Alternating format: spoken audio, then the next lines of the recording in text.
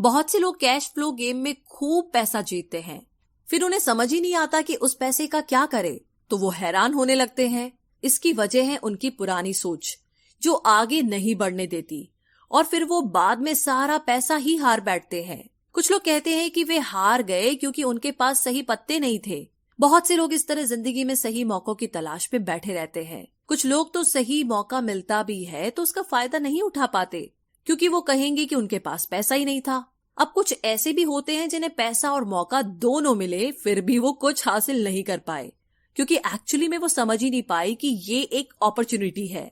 Financial intelligence का मतलब है कि आप पैसे को लेकर कितने क्रिएटिव हो सकते हैं। अगर आपको मौका मिलता है तो बगैर पैसे के आप क्या करेंगे, और अगर पैसा है मगर मौका नहीं तो उस सूरत में आप क्या करेंगे। ये सब आपकी फाइनेंशियल इंटेलिजेंस पर निर्भर करता है। ज्यादातर लोग इस बात का एक ही सोल्यूशन जानते हैं कि खूब मेहनत करके खूब पैसा कमाया जाए, लेकिन आपको सीखना है कि अपने लिए मौका कैसे पैदा किया जाए, ना कि उसके इंतजार में बैठे रहे। सबसे खास बात अमीरों की जो है वो ये है कि उन्हें पता है कि पैसा असली चीज नहीं है। असली चीज है इसका सही मतलब जानना, ये जान लेना कि जो हमें चाहिए वो हम इससे बना सकते हैं। हमारा दिमाग हमारे लिए सबसे बड़ा एसेट होता है। यही हमें सुपर रिच बना सकता है या सुपर पुअर। निर्भर करता है कि हम कैसे इसका इस्तेमाल करें। जो लोग सफल हैं उनके साथ कदम मिलाकर चलना है तो आपको ये सीखना पड़ेगा कि पैसा बढ़ाने की चाहत को खुद के अंदर कैसे पैदा करें। आपको अपने सबसे बड़े एसेट यानी कि आपके दिमाग को इन्वेस्ट करने की जरूरत है। आपको फाइनेंशियली इंटेलिजेंट होना पड़ेगा।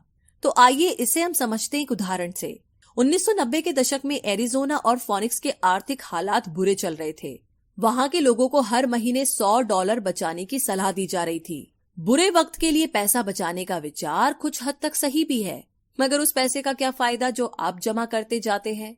इससे तो अच्छा है कि उनका कुछ हिस्सा इन्वेस्ट किया जाए जो कि आगे चलकर आपको फायदा दे। खैर, बात करते हैं एरिजोना और फोनिक्स के लोगों की जो आर्थिक तंगी झेल रहे थे। ऐसे में इन्वेस्टर को ये एक बढ़िया मौका लगा। लोग जो अपनी प्रॉपर्टी अपने पौने दामों में बेच रहे थे उसे कई इन्वेस्टर्स ने हाथों हाथ खरीद लिया। रॉबर्ट ने भी $75,000 की कीमत वाला एक घर सिर्फ $20,000 में खरीद लिया। इसके बाद उन्होंने अर्टोनी के ऑफिस में एक एड दिया, $75,000 वाला घर सिर्फ $60,000 में। बस इसे लेने के लिए ग्राहक टूट पड़े। रॉबर्ट का फोन बजना बंद ही नहीं हो रहा था। ये पैसा उनको उस एसेट से मिलने जा रहा था जो उन्होंने प्राइमरी नोट के रूप में ग्राहक से लिया था, और उन्हें ये पैसा कमाने में केवल 5 घंटे लगे। उन्होंने जो $40,000 इन्वेंट करे वो उनके एसेट कॉलम से क्रिएट हुए थे, और बगैर टैक्स के उन्होंने अचानक ही मिले एक मौके का फायदा उठाकर ये पैसा क्रिएट अपने इनकम कॉलम में ऐड कर लिए। कुछ सालों के बाद ही उनके इस बिजनेस ने इतना पैसा क्रिएट किया कि उनकी कंपनी की कार, गैस इंश्योरेंस, क्लाइंट के साथ डिनर, ट्रिप और बाकी चीजें सब कवर हो गई, जब तक गवर्नमेंट उन खर्चों पर टैक्स लगाती। इनमें से ज्यादातर चीजें प्री टैक्स एक्सपेंसेस में खर्च हो चुकी थी। कुछ सालों के बाद ही जो घर $60,000 में बिका था अब वो $1,10,000 का था। अभी भी उनके पास कुछ मौके थे, मगर वो इतने कम थे कि उनके लिए रॉबर्ट को एक वैल्यूएबल एसेट लगाना पड़ता और अपना वक्त भी। तो वो आगे बढ़ गए। उन्हें अब नए मौकों की तलाश करनी थी। अब आप एक सवाल खुद से कीजिए, मेहनत करना भी बहुत मेहनत का काम है।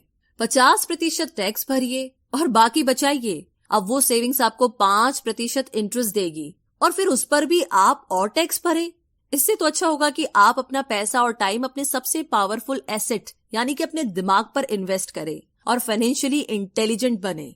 ये दुनिया कभी भी एक सी नहीं रहती। जो आज है कल नहीं होगा। कभी मंदी तो कभी तेजी का दौर चलता रहेगा।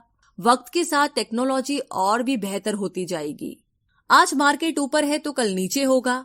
खासकर स्टॉक मार्केट तो हर रोज बदलता है, मगर इससे आपको क्या फर्क पड़ेगा अगर आप फाइनेंशियली इंटेलिजेंट है तो, क्योंकि आप तो हर हालात के लिए तैयार रहेंगे। आपको जिंदगी में बेशुमार मौके मिलेंगे जहां पर आप अपनी फाइनेंशियल इंटेलिजेंट का फायदा उठा सकते हैं। जरूरत है तो बस उन मौकों को लपकने की। अमूमन हम 2 तरह के इन्वेस्टर देख सकते हैं। पहले वो जो पैकेज इन्वेस्टमेंट खरीदते हैं, और ये काफी आसान और बगैर झंझट का काम है। दूसरे इन्वेस्टर अपने लिए खुद ही इन्वेस्टमेंट क्रिएट करते हैं। इनको आप प्रोफेशनल भी कह सकते हैं। जितना ये इन्वेस्ट करते हैं उससे कई गुना ज्यादा पैसा बना लेते हैं। अब अगर आप इस तरह के इन्वेस्टर बनना चाहते हैं तो आपको खास तौर पर इन 3 स्किल्स को समझने की जरूरत है।